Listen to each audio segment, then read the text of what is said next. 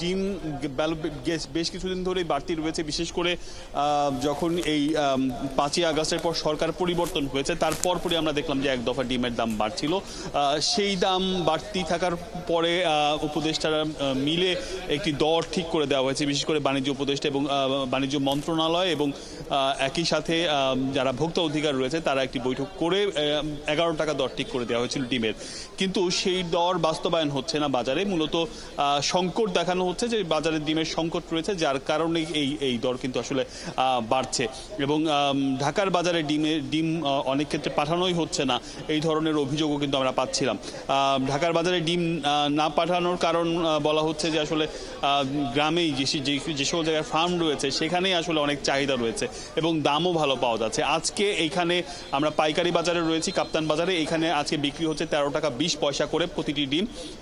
ঠিক বিভিন্ন খুচরা দোকানে এটি 15 টাকা এবং কোনো জায়গায় 15 টাকাও ছাড়িয়ে গেছে, এমন জায়গাও আমরা খুচরা বাজারে দেখতে পাচ্ছি।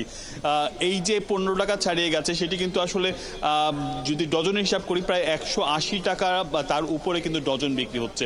তো এই সংকটটি কাটাতে হলে আবারও সরকারের হস্তক্ষেপ প্রয়োজন বলে এখানকার ব্যবসায়ীরা বলছেন।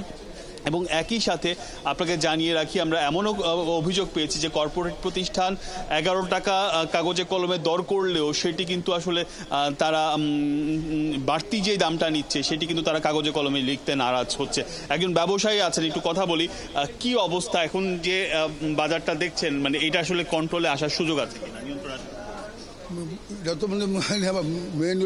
ওরা সিন্ডিকেট করে কোম্পানির থেকে, কোম্পানিরা দাম করবো 11 টাকা, আজটা লইলে বার এখন 100 টাকা নিয়ে মানে ওইখানে বাড়াই দিব মানে অনেক তো কিনি কিন্তু হিসাবে। কারণ আমি আপনিগুলো 11 টাকা এক্সট্রা দিয়ে দিতেছে আর 100 টাকা কোম্পানির লোকে খায়, এক্সট্রা টাকা নিয়ে নিচ্ছে। হ্যাঁ, ওরা তো সিন্ডিকেট করতে আছে এখানে না।